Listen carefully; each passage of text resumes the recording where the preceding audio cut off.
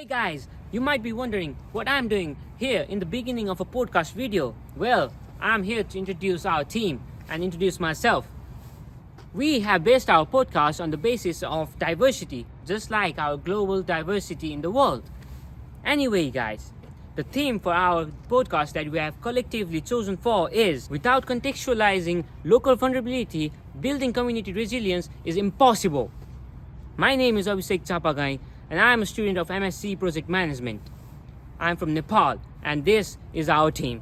So hi everybody, my name is Linh. I'm from Vietnam and I'm studying project management at Aston University, and I am proud to be one of the team members of the Disaster Dialogue postcard. The reason why we're doing this podcast is because we want to raise awareness among the people, and our slogan is Hiểu địa phương, xây dựng cộng đồng vững mạnh. Hi, my name is Neha Bangargi and I'm pursuing my Masters in Project Management at Aston University. I'm glad to be the part of the Disaster Dialogue team, and we are doing this because we believe पहचानो अपनी कमजोरियां, बनाए मजबूत समुदाय. Hi, I'm Pratik Badrai and I'm studying business analytics to help decision makers make smart data-driven decisions. बुझौं आफ्नो कमजोरी, बनाऊं बलियो समुदाय. Namaste. Hi, my name is Resham and I am doing MSc in Project Management at Aston University. I have background of customer service, IT support and operations, so I choose Project Management. समझिए अपनियां कमजोरियां ते बनाइए मजबूत समुदाय.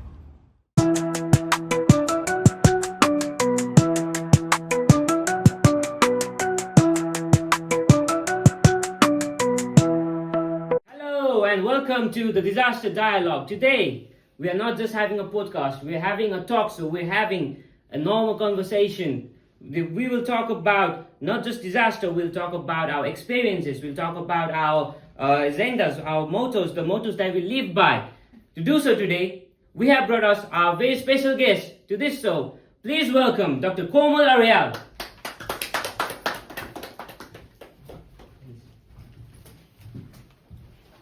Dr. Komal Aryal, welcome to our show. Thank you. How are you feeling today? It's good. It's good? Yeah. So, what do you think of our show? Sorry? What do you think of our show? Yeah, it's good. It's good? Yeah. What about the name, Disaster Dialogue? Yeah, it's a brilliant name and it's very timely because you guys came to Aston to study the program, our masters in project management program, and now we are celebrating the annual Old Disaster Day next week. And the idea you created to organize this podcast on the occasion of the Old Disaster Day is very, very good. Thank you so much for your views on this.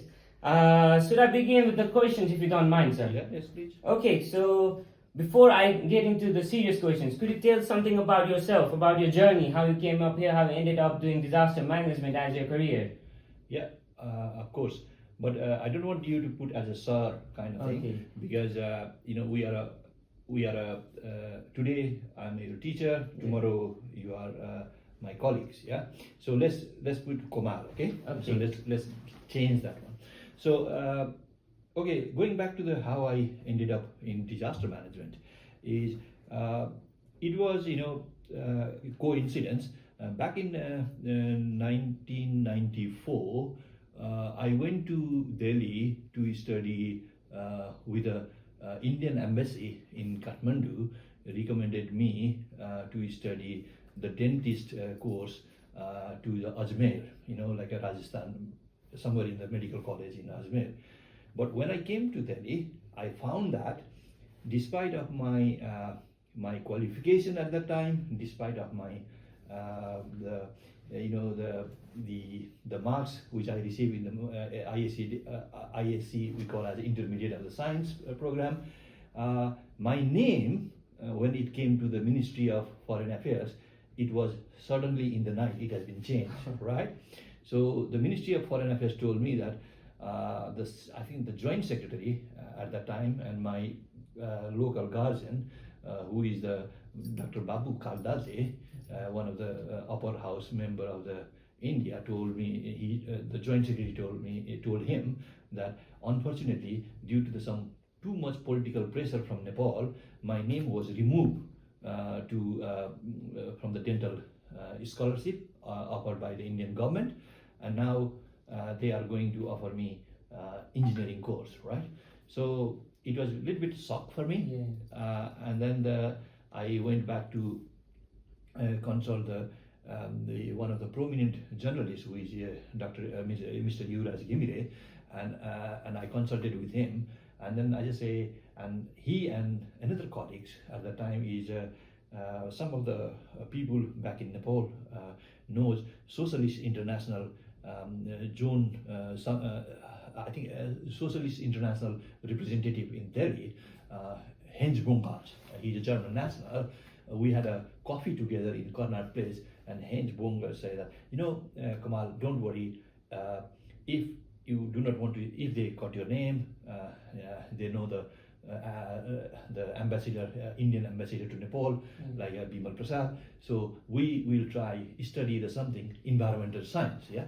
So I studied the environmental science in the Delhi University, and as a result, I did my course there. I got a chance to meet Anil Agrawal, who is a late Anil Agrawal, who is a prominent environmental campaigner in Delhi, who passed away a few years ago. And then went back to Nepal, work with a local NGO, do the air pollution campaign, right? And it is very interesting as a campaigner. When I did the campaign with the St. Xavier's College students at the time, I got a scholarship from the Royal Netherlands government. Oh, okay. That's great. And a 1 month scholarship. And when I was on the way to Amsterdam, I met a professor in the Professor Philo Keefe in the airport, in the Amsterdam airport, in the night. So Professor Philo Keefe's that meeting with me turned my career, and I started my career to disaster management from 2000. Oh, 2000. Yeah. Quite a journey you've had, I must say. Yes, it's a long journey. And did you have fun while studying? It was a transition phase for you, going from the thing to the environmental science. Yes, of course. But while I was in Nepal, we did the environmental hazard monitoring. So what does it mean is, you see the air pollution campaign, we did the water pollution campaign in the school, and some of the colleagues which at that time they were students in the St. Xavier's College, they were doing the master, I think bachelor's degree they are some are in the UN, some are in the WFP right now. I know like a colleagues like Deepak Kesi in the UNDP in Nepal. So he was one of the things, and Anil working in the. But you see that is a movement, like the way Gen Z movement you guys are doing. That is a movement. We work together, and seeing back what we did is, I think in the long run everybody got benefit. Yeah? So it is not my benefit. It is not individual benefit. It is everybody got benefit. Everybody are there in own field. So we are not dependent on like somebody else to get a job, because today I can see at least 6-7 people I'm still in contact. They are in their place. We are doing work. We are surviving. Yes, very, very good, very insightful thoughts you have, sir. And talking about the Gen Z movement, you just mentioned it. I'd like to ask you, I'm getting into it now, if you don't mind. So what do you think caused the Gen Z movement in Nepal? And also not just in Nepal, it's happening all over the world now. In Tunisia, in Georgia, in Philippines, Singapore, Sri Lanka. So what do you think about these movements that's going on? I think you see, this is my personal research, and I have been engaged with the youth population or Gen Z age group for nearly 20 years ago. 20 years ago, I was the Gen Zs of that time I involved, and that's give the example of Deepak Kesi, the colleagues in the Germany who is in the FCJ, the colleagues in the Singapore WFP, old WWF working, right? I forgot the name. So some colleagues are there. So now what happened is, and the Santi in the UN. So what you see is, if the ruler, if the those who are in the power, if they don't listen the voice, if they don't respect the voice of the Gen Z or that group, the age group, then there should be revolt essentially. Because in Nepal, I have a big respect to the Nepalese politicians, and I work with them. As a student activist in Nepal, back where I was born, I work with them. But I have some reservation also, because they had done the major blunder mistake. Yeah, I'm not talking about what they experience in other things. I'll come back to you later. But in the case of Nepal, what they did is politicians forgot their root, yeah, and as a result, what they marginalize the youth generation, their knowledge, and post-COVID generation, I would say, particularly the post-COVID generation. If you see their role and their knowledge and their connectivity is totally different. Okay, before you used to connect to go to the shop, go to the meeting in the place. Now you can connect from the room, right? And if the political leader are not aware of that, and then they want to dominate it, yeah, that is a reason it came out. So it is not a one-off movement; it is a spontaneous. And if somebody wants to think, or still in Nepal, or in the case of Nepal, I can say, if somebody thinks that they will suppress this movement, old political leaders, that will be a catastrophic mistake for them. Okay, so I couldn't agree with you more on this one, but would you say the digitalization, the digital world has also put an effect to this? What I say, it is a timely, like you came to the Aston here, our leadership is promoting digital transformation. Digital transformation has a two sides. Okay, if you use properly, that gives you a positive, yeah, and then you gives a, in the future is digital transformation. Means future digital, we have to go to the digital future because for various reasons. But there is a negative side also. So we need to balance that, right? That is why our institution, what it's doing is, you have to, students like who are the future leaders, they must be aware of what is the positive of the digitization and what is the negative of digitization. Yes. Okay, so once you are aware, and the decision is yours. Okay, so very insightful thoughts you have on this as well. So should I move on to the next question? So if you're done with this one, yeah. So talking about the disasters, our Earth, it's like turning to a very transitional point as well. Like just like the government of the world, Earth is also going towards the transitional phase. And talking about disaster, recently in Nepal, you're very aware of it. The floods. There was heavy rainfall in Nepal. The floods. So every year we hear news about floods in Nepal. But this time we heard that there were so less casualties compared to last year and the year before that. What do you think caused that? Well, we for a long time, from the last 15-20 years, me and my colleagues, Samantha Jones from the Samantha Jones and late Bernard Maniana, we advocated for disaster is a governance issue, right? And one of the things we learned from being a British scholar in the subject area is, if you do not involve the governance to manage the disaster, you can't be successful. You cannot, disaster cannot be done by the people living in Geneva, people staying in New York, and the one organized. It's a multitasking.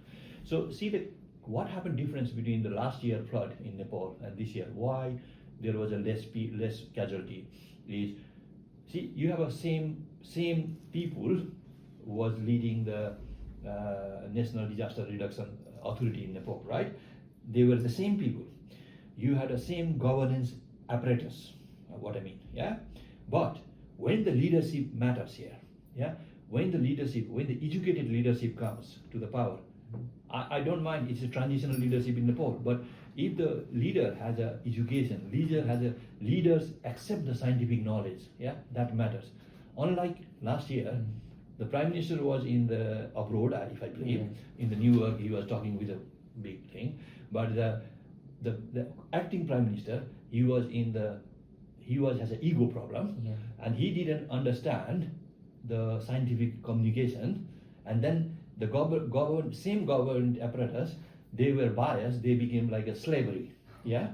And then what happened is, the same executive officer or chief executive officer who I have some reservation for his nomination also, the same executive officer was there, but what happened is, he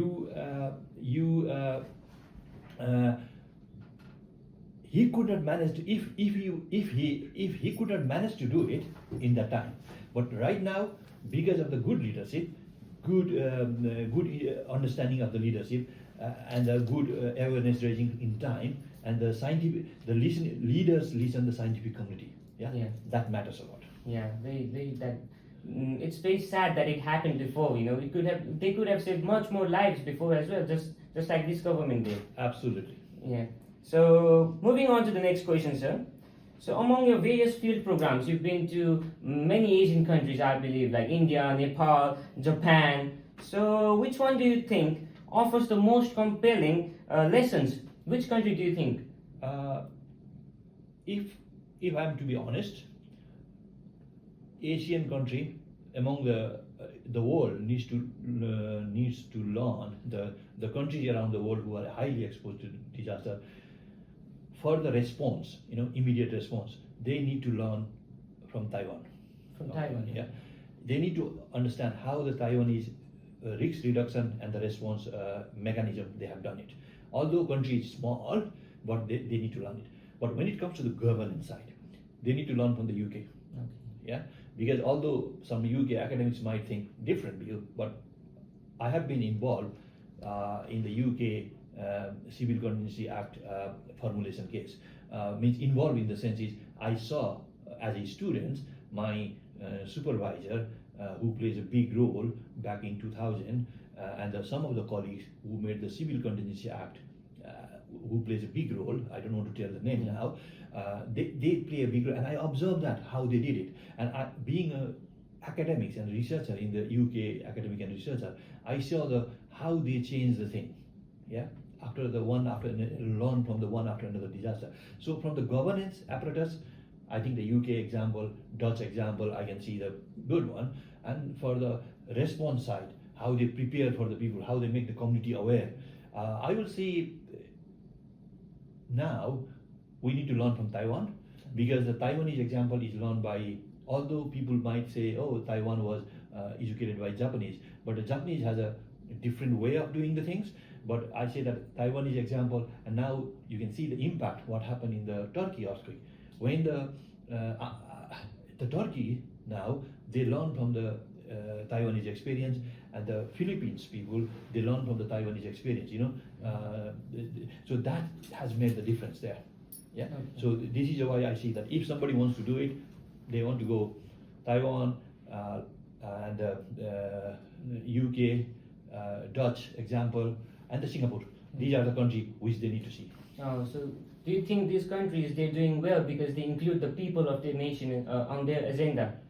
Two things. Their disaster management activity, their disaster prevention activity is based on the scientific knowledge. Yeah. When it comes to the disaster, they don't think that you are from this party, you are from this belief. For disaster is affect everyone. Yeah. And then when they go to the community, they affect to the Christian, they affect to the Muslim, they affect to the Hindu, they affect to the Sikh. When it comes to the religious faith-based, when it comes to the non-faith-based, they don't have you believe in this party, you believe in this party.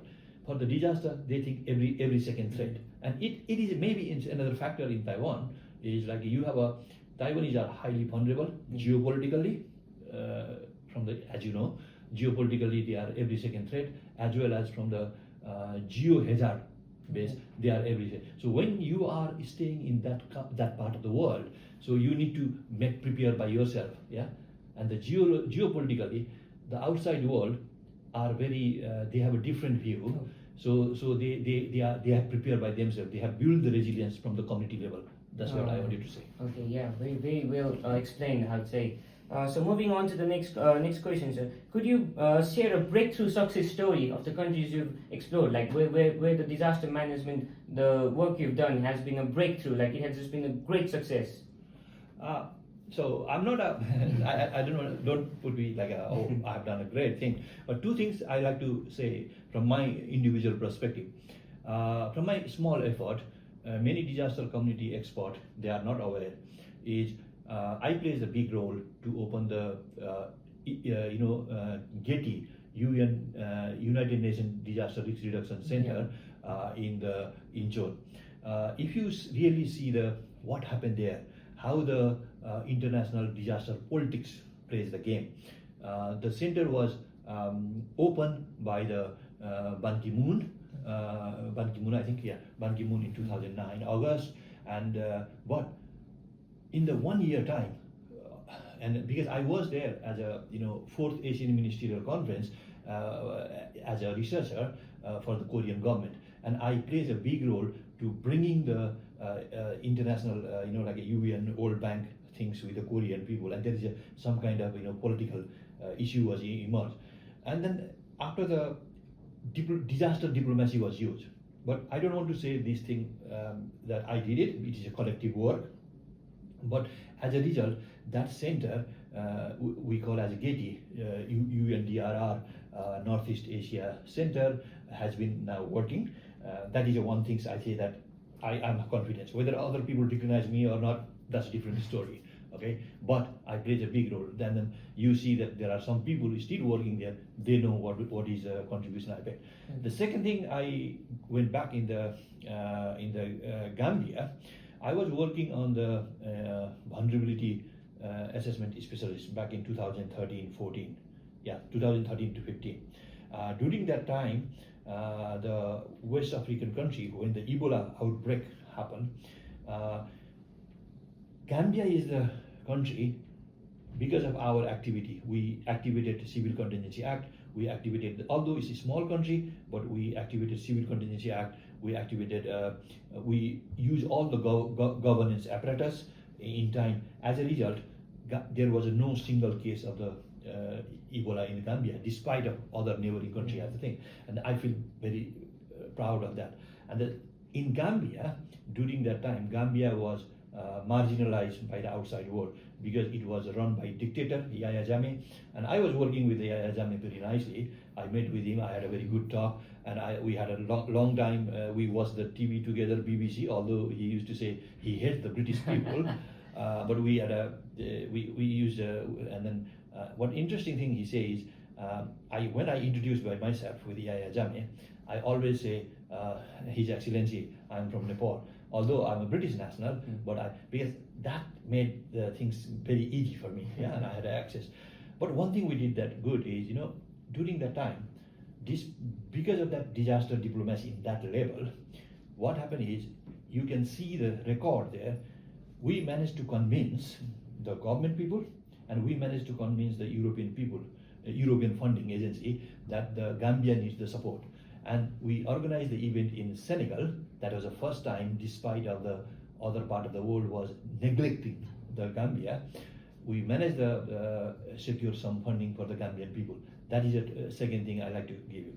Returning back to Nepal, and I forgot to mention it, I think you being from Nepal, one of the good thing is, when we started the project of the Risks and Resilience project in the Dhankuta municipality back in 2006, okay, many people thought in Nepal the risks and resilience was very unusual concept. I mean, they thought that we are doing something naive. And we created the 2 pilot project, and the publication is available in the disasters. And that concept we plays a seed role in Nepal, how the municipal level, local risks and resilience committee, local response, municipal response has to be done. And that has been reflected to the post, this current Sendai framework of action initiatives, also local, strengthening the local disaster, that is one. But if you go back to Nepalese case, the other thing is, our firefighter, Nepalese firefighter, until 2006-7, Nepalese firefighter was totally neglected. And we have I was a student and a researcher back in Northumbria, and that time we, as a part of the exchange program, there was a colleagues from the Tyne and Wear Fire Service and the Northumberland Fire Service went visited to Kathmandu. They were in tears when they see the condition. After that, they generated the funding and they consulted with the Italian colleagues. And as a result, in the 2011-12, you can see go and Google it to the firefighters, the work, and they collecting the money, charity money from the UK. They send the fire engine to Nepal, and that became the entry point. That is why recently, like you have this year, is funding for the resilience, right? Resilience funding, traditional funding, you can give the money to the finance, government will give. But if you really want to fund the resilience, you need to use the various ways, various avenues, and the resilience funding needs to go on the ground level, right? And this is an example I like to give you is, in 2006, the movement we started in 2006 into supporting the firefighter in Nepal, and many people like Lila Rajgacha and the other people are there still in Kathmandu municipality. They know what we did.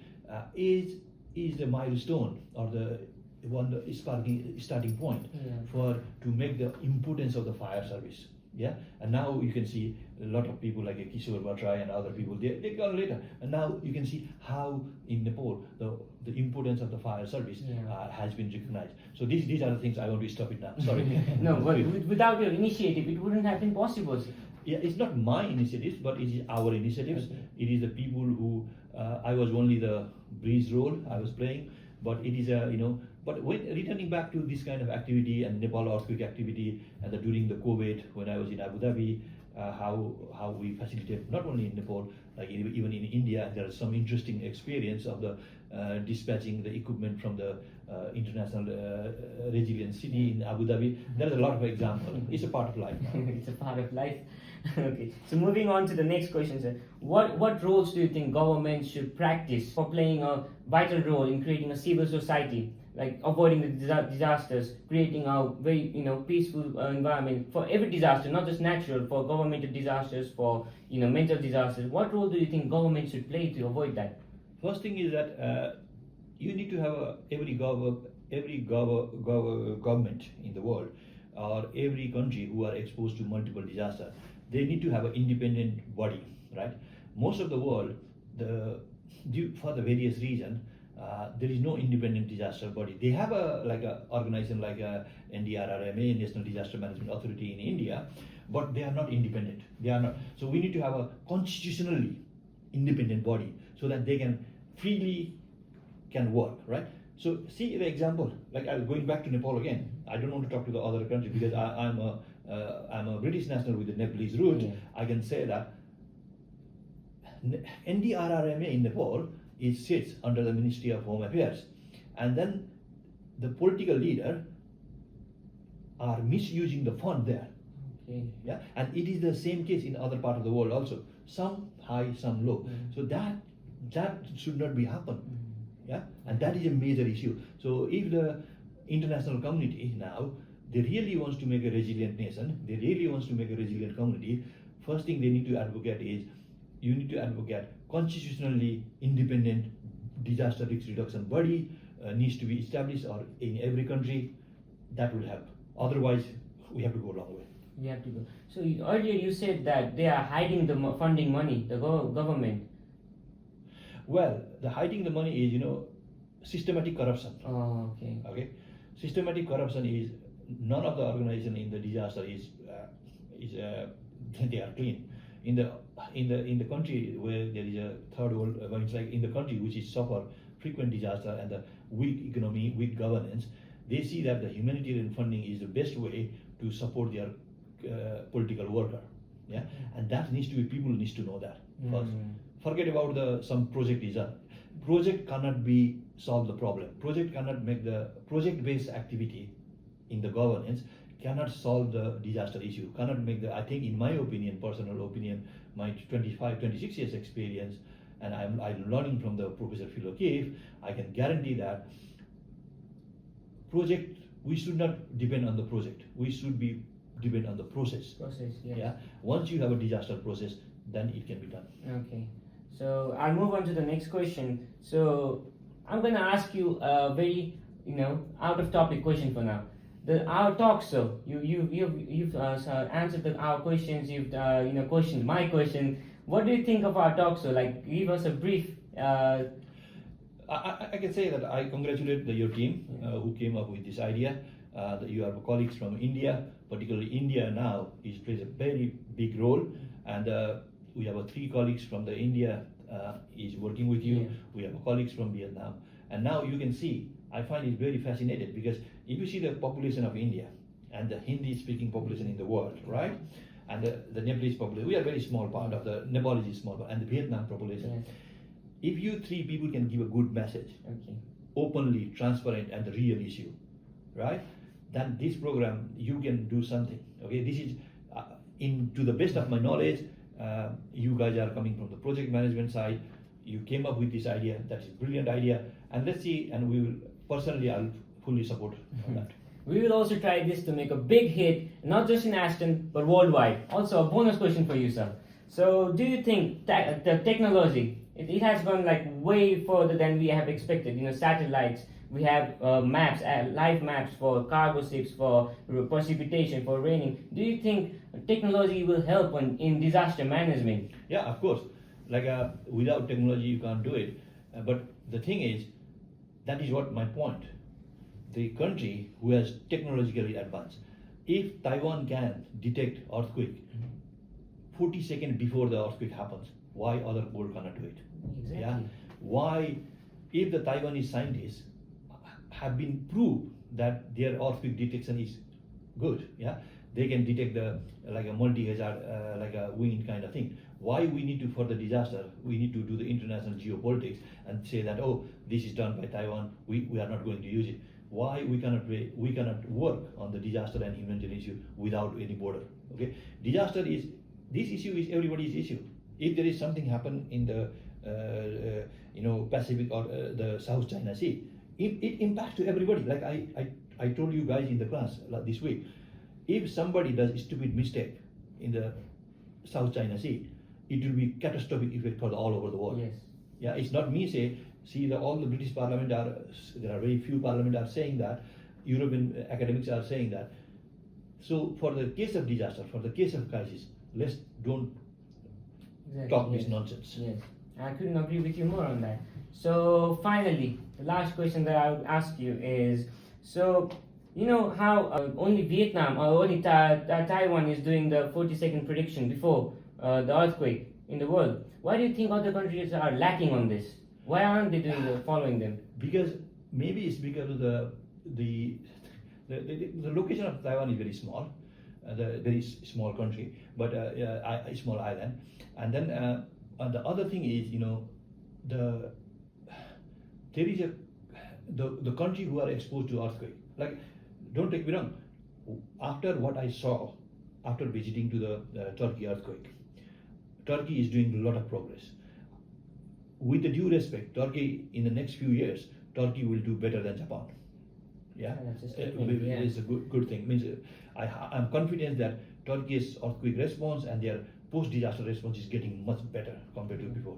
And we just see that we have a old mentality is Japanese are doing bad, but Japanese are struggling differently because their population is aging population. They are dependent on the the youth population is decrease, and there is a problem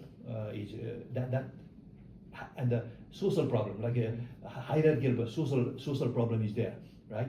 So the young generation cannot be fully talk with the senior people. Cultural barriers are there, right? But if you see the Turkey, if you see the other country in Poland, right? Forest fire. When in the country where the youth voice, where the youth are mutually respected for their knowledge. In England, if you go and talk to the Prime Minister, if you go to talk to your Member of Parliament, they will at least listen to you. Forget about they will do it not, but they will listen to you. Yeah, and you see in the Birmingham also, here in the city, yeah, this is a city, we have all human, we have many people are here, but politicians listen to the population. And where politicians forget to listen to the population, that's the problem that starts. Oh, okay. So, Dr. Aryal, we are starting with the second phase now. So it's been a long session with all the Q&As. So I just wanted to jump in with an interesting game for you. Okay. And that's called the Mythbusters. So what I'm going to do is give you some myth, and you have to justify if it's a fact or a myth. So my first question for you is: in a real crisis, people panic and become more selfish. So what's your call on that? Yeah, I think so. Yeah? Yeah. Okay, so you want to support your answer with some No, it justifications? is very normal. Yeah, if you are not aware of the situation, if the authority will not make the people of that kind of crisis, crisis is sometimes unknown and unknowns. Yeah, and then everybody become panic. This is a human nature, but at that time, it is a responsibility of the people like you guys in the future who have studied with us or who study like our program, that when the crisis is coming, we, from our collective knowledge, we try to say that we try to, in our MSc program, Masters in this project management program, is we try to communicate that how you can detect the crisis, yeah? Okay. But you can't really stop the crisis because there is a risk is there, you can't really stop the crisis. But and it's very normal that people become panic. So do you think there should be more social awareness on to tackle this situation or to deal with this? Yes, of course, yes. Yeah. Okay. So my next question for you is, in a crisis, a perfect plan or a brilliant team on the ground? Both. Okay, can you Because specify sometimes you might have a perfect plan, but what we have seen is perfect plan is usually made by the consultant, yeah?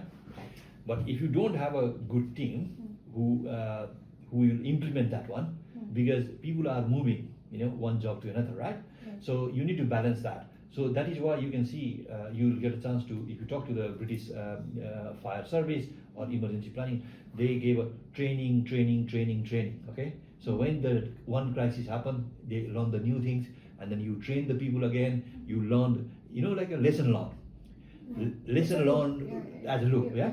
That is the only one way you can manage the future crisis. But don't think that if you have a plan, we can manage all. No, that doesn't happen. But you need to learn it, learn from the mistake, learn from where is the gap, yeah?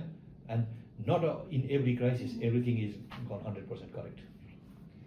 Okay, so this is the last myth from my side. Are disaster a great equalizer that affect everyone? Sorry, I didn't get your question. Sorry. Yeah.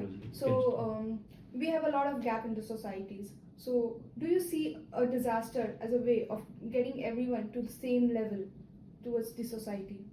Okay, if I understood your question correctly, every society has a lot of gaps, ups and downs, for the ups and downs, and because of the economy, because of the education kind of thing. But one thing you need to understand is, one thing we can do as a disaster researcher or policy disaster planner is, first you need to understand how your ecology of the society is. Yeah, you cannot. One of the things mistake the international agency are doing in the last 20 years or after the Hugo and the Senda is, they think that, oh, we have developed this model and that fits to this one. No, disaster is always localized. It is contextualized. Okay. So you cannot have what you did in Kerala, in India, that model fixed in the northeast, in Assam, or the Chamba, or the Kangara. Yeah. Even I can see within the Himachal Pradesh, where I have been working as a part of the UK government and India government project, is the things the disaster risk reduction activity we have to do on the Kangara is different in Hamirpur. Yeah, this is only 3 hours, 4 hour drive, right? So that is the angle we need to take it. Okay. So the last sentence from me is, the government will always be there to rescue you immediately. So it's a myth or a fact? It's a myth. Oh. Because I cannot say, when I say myth, in the sense is I'm presuming that I'm a researcher from the researcher based in the country which has a less economic the country which is less weak economy. Okay, the government will respond you well if the government has a good communication plan, good contingency plan, good plan pre-disaster planning. But even say that, what we are observing in the last 4-5 years, the new and emerging disaster is being a big challenge for the people around the world who are involved in the rescue.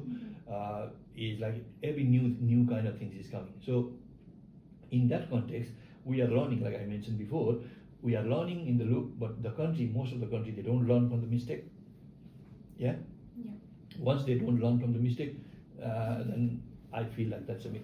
Yeah. So it's a thing that you also mentioned, that the people do act selfish, and also there isn't a source to get the immediate help from the government. So in this case, what's your suggestion to the civil people to act accordingly? Let me take in what context I say. I say that I saw it in some area. You have seen when the disaster happened, same community people will start looting. Yeah, we saw it in last 2 weeks in the Nepalese case. We saw it in the some earthquake in the Philippines, or earthquake in the what do you call that, in the 2010 big earthquake in the Pacific. It's gone my brain now. So okay, so we have seen the looting also in Africa case also. But where we saw that kind of thing is it reflects the society's education. Yeah, not all the people in the educated, like a developed country, or the people in society there are different kind of people. But to avoid that kind of things, we hope that continuous education, continuous learning will erase that problem. So awareness is a must. Awareness is must. Yeah. Okay. So now we'll come up with another game, and that's this or that. Okay. So I'll give you two competing situations, and you have to just select one and justify why you're going with the answer. Okay. So my first question is: after a disaster, provide immediate cash aid or provide physical supplies like food, water, or clothes? Oh, well, you did a very good thing. And in this case, I can come up with the two things, right? Previously, we thought that, as we means as a disaster response committee, thought that, okay, we provide the material, right? What we learned from the previous disaster, or what we have learned from the previous disaster, is you see the lot of paper has been come. When the goods has been taken from one area to another, that goods could not match their cultural needs, yeah, and they have disturbed the local economy, okay, and that they have changed the culture. I'll take you one example. Some country, don't take me wrong, some country, when in the 2015, which I don't know how old you were, in 2004 Asian tsunami, when external people started sending the stuff, it created a lot of waste in the disaster affected area, yeah. In 2015 earthquake in Nepal, many people sent the goods to Nepal, and it dumped and it became waste in the custom. Okay, so what we have learned is, yes, sometimes if you assess it well, the material might be useful, but equally, learning from the Valencia flood, which happened in the last year in Spain, the cash for transfer program, but cash for transfer not to the organization, okay? I'm mentioning the cash for transfer is people's account. We have a digital age, like I talked to your colleagues before. If you provide the cash for transfer program to digitally to the real victim, no mediatory, okay, then that is more useful these days, okay? So why this is useful is you can have a chance to help to the you give the money digitally to the disaster victims or disaster affected people, the local economy will be start existing, like they're revitalizing the local economy, right? That is why I can say I will incline, or I will support more on the cash for transfer, but it should be go to directly to the affected people, not with the intermediaries. My next this or that question for you is: for communication, a single government channel or more towards the informal community-based engagements? Well, in that one also, before the crisis, you need to have a standardized communication from the multiple communication, okay? So you need to make people aware what crisis might happen, what risks and crisis. So you can NGO can do it, government can do it, but you have to have a standard operation or some ethical things considered. But during the crisis, one single communication, because the crisis is different than the disaster cycle, yeah? When the crisis scenario, you need to have a standard communication system. You need to have because these days people are sending a lot of misinformation, right? That effect. So crisis cycle, like I say to you guys in the class, is crisis cycle is small, yeah, as long as you manage the crisis, So that's the way I would like to answer. During the crisis, you must be a single communication channel, single way of communication, right? One way of communication, and then there's only one door of the communication, right? Let's say, for example, the who is coordinating the crisis, they need to give a right answer. See how during the COVID time, many countries did it. In England, the British prime ministers used to brief the real things, or British scientists used to say every 5 o'clock evening briefing, right?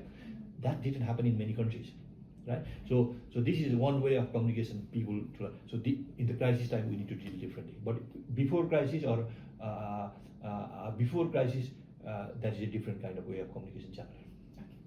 So I hope you enjoyed the games, and now we want to jump back to the Q&A sessions. Okay. So as you know, I'm from India.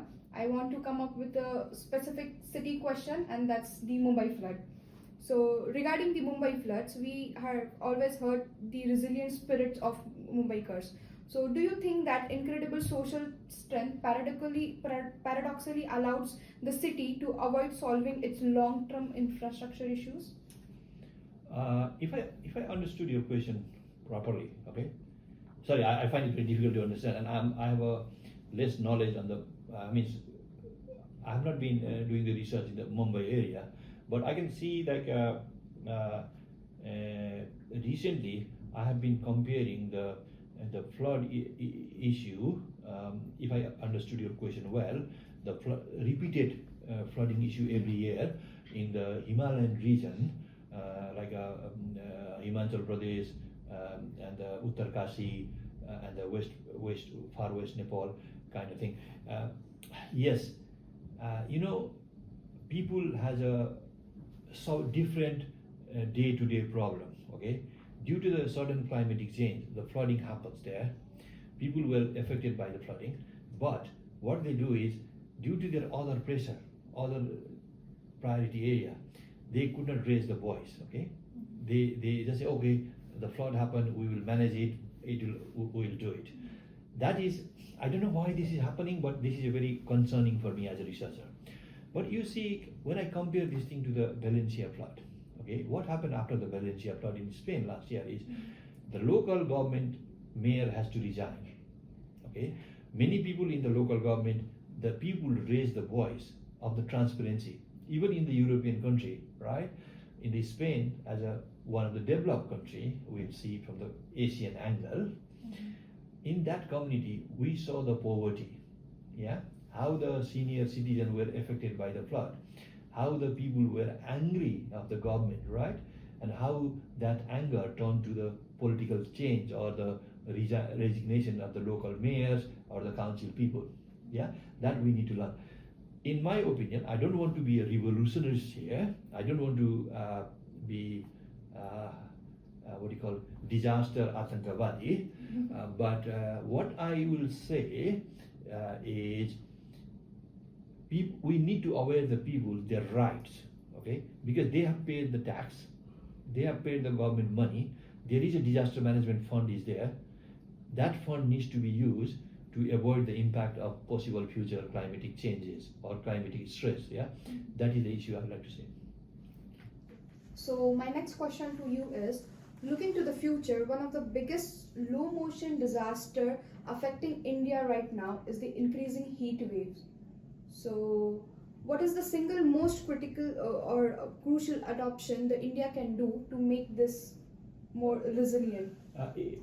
If I understood your question correctly, the low motion disaster, you mean like a heat wave and the drought, are you trying to say? To the best of my knowledge, yeah, these are the very crucial things, and we have observed that when I visited to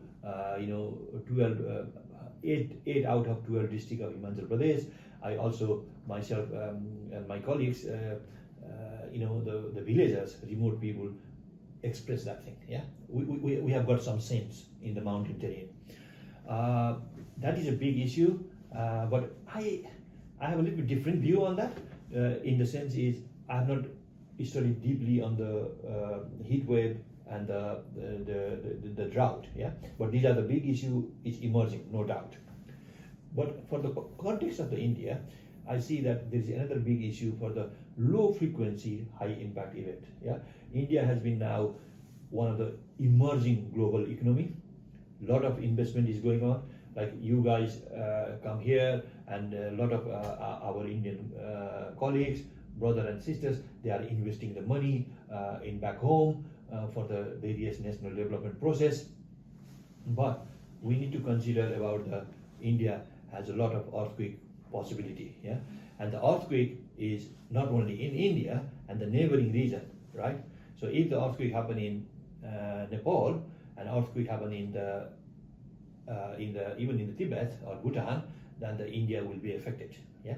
So that is my real concern now, because there's the earthquake gap. The seismic science has developed. They have reached to some level that where there is a previous earthquake, epicenter has happened, fault zone has been developed, next earthquake is going to be happen. Nature does what it's supposed to do. So that is my real concern. Okay, I agree with you. The drought and the heat wave is a problem we have to see, because it's a livelihood issue. But for the infrastructure, business continuity, to reduce the cascading impact, because if there is one example of the earthquake is, if there is something happen like what it happened in 1905 in the Kangara, as a vulnerability researcher, the situation in the Delhi airport would be very different. What does it mean is, can you imagine how many flight arrives and departs from Delhi airport in 1 hour, 15 minutes, 20 minutes, right? So that kind of calculation, I am not sure the Indian government has done that. If they have done it, I don't know, but I hope that they have done it somewhere. That kind of contingency plan is there, and this is not a one-person job. This is a collective job of the people. Okay. That was quite insightful. So my next question is, there are many students who want to pursue their career into the disaster research or being a lecturer. So for them, to the listeners and the students who want to really get into this, what is the one hard truth that they need to know to accept this career? Well, one hard truth, if you say, in my experience, I grew up in disaster subject area, and then I grew up, I got a chance. I was very fortunate to be the work with a senior respected professor like Philo Gave and Andrew Collins and Rob McFarlane, who was a pioneer doctor, who was a leading in the subject area. I would say, go. I have no doubt there are so many people out there. The current generation needs to go and study with the people, right? Disaster management people. There are a lot of disaster tourists. Okay, they think that they are expert, but they are doing it. They have no clue long-term vision. Their profession is one. They jump to the disaster field when there is an opportunity is there. When there is no opportunity in disaster, they go back to their own field. So I call as in Hindi, what do we call in that word? The people who are opportunists, yeah? Mm-hmm. They will, but I'm sorry to some of my colleagues, I might hurt this thing, but my suggestion for the future leaders who wants to do the disaster people is, you choose it before you decide to do the PhD. Check their background. Now you have AI. Check what they are doing, how their field is, and then spend the 2, 3, 4 years time with that person to learn in the subject area. That's what I wanted to say. Okay. So as we are at the end of this podcast, I want you to give a takeaway for our listeners so that they can make their family more resilient towards the disaster reduction thing. So what's your takeaway for them? My request from you guys, through you guys, is everybody in the world should be prepared their emergency preparedness back in the house. Okay, we are in this world. Listen what kind of house you are. Either you are in the earthquake prone zone, you are in the flood zone, you are dealing with a fire. Dealing with a fire in the sense is you cook when you cook it in your kitchen, make sure that there is a fire extinguisher is there. Make sure that there is a fire blanket is there. And what I learned from what I went to, particularly, I'm very fan of the Taiwanese disaster system, is in Taiwan, every household, at least in the household flat, they have a fire, they have an earthquake bag, they have they have now the medical emergency box, yeah, and even the age of the 3 or 4, the children has been aware of that. Where is the things, and then now in the phone, in the apps, yeah, they are at the age of 4, 5, the students has been taught. Okay, so if there is something happen, where to call, how you do this. I forgot what do you do this for immediate first aid, right? Not a CPR. Where to call them? Yeah. Okay. Mm-hmm. Yeah, and we are increasingly now don't take me wrong, we are increasing now single parent world, right? You marry with a person, after the few days you have a children and you don't like each other, you become a single parent. And that's normal now. You have to accept that this is part of the society we are. So when it happens, and if you are, either you are with a small children sitting in the house, and if there is something happen, who will do it? Yeah. So that is why my suggestion for the every people or in the world, my message is prepare. Basic preparedness, basic emergency tools must be in their house to prepare for the future disaster. Thank you so much. That's I think everyone should be. Even I don't have one. I'm going to get one right now. I hope you guys enjoyed this podcast, and thank you so much. We were so grateful to have you here today. The session was quite insightful. We have learned so many new things, and I hope even the listeners have. So once again, thanks so much for having us. It's my pleasure. Thank you.